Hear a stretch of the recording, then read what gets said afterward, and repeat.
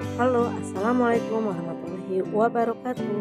Bertemu lagi bersama saya Ade Dwi Handayani SPD, calon guru penggerak angkatan 4 Kota Bogor. Kali ini saya akan memaparkan modul 3.1a.9 mengenai koneksi antar materi pengambilan keputusan sebagai guru pembelajaran. Sekolah berperan dalam memajukan sumber daya manusia yang di dalamnya terdapat kegiatan proses belajar mengajar yang teratur dan terencana.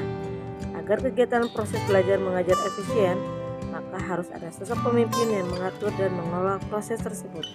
Siapakah pemimpin yang dimaksud?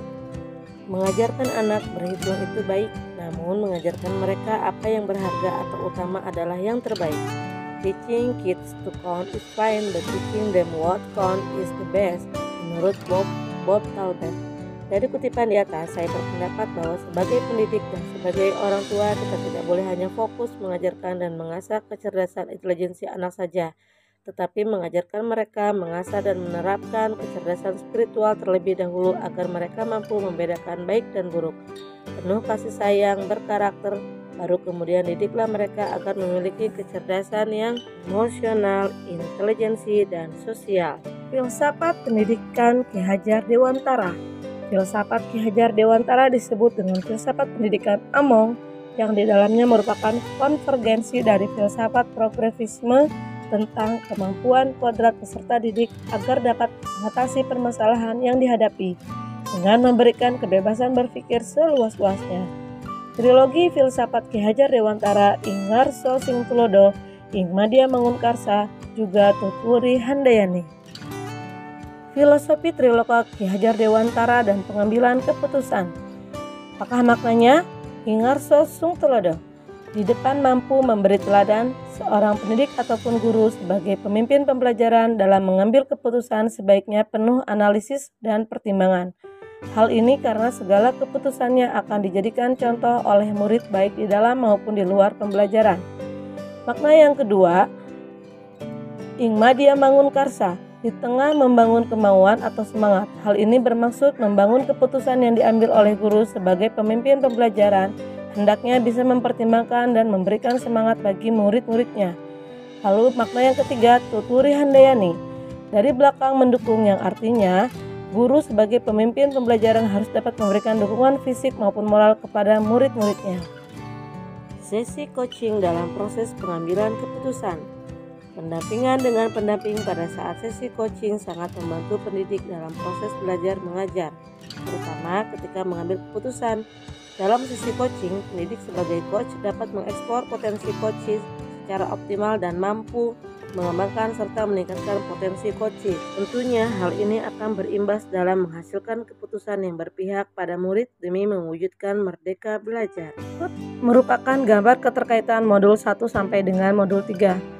Yang pertama, di sini ada nilai dan peran guru penggerak yang juga berhubungan dengan budaya positif, sosial emosional, coaching, berdiferensiasi yang akhirnya akan menghasilkan kegiatan pembelajaran yang merdeka belajar.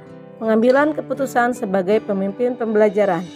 Dalam pengambilan keputusan yang tepat, seorang pendidik harus memperhatikan 1. 4 paradigma dilema etika yang terdiri dari individu lawan kelompok atau individual versus community. Kedua, keadilan lawan kesetiaan atau justice versus mercy. Ketiga, kebenaran lawan kesetiaan, truth versus loyalty. Yang terakhir, jangka pendek lawan jangka panjang, short term versus long term. Bagian kedua, 3 prinsip berpikir. 1. Berpikir berbasis hasil akhir. 2. Berpikir berbasis peraturan. Ketiga, berpikir berbasis rasa peduli. Lalu yang terakhir, 9 langkah pengujian keputusan yang terdiri dari pertama, nilai yang bertentangan, siapa yang terlibat.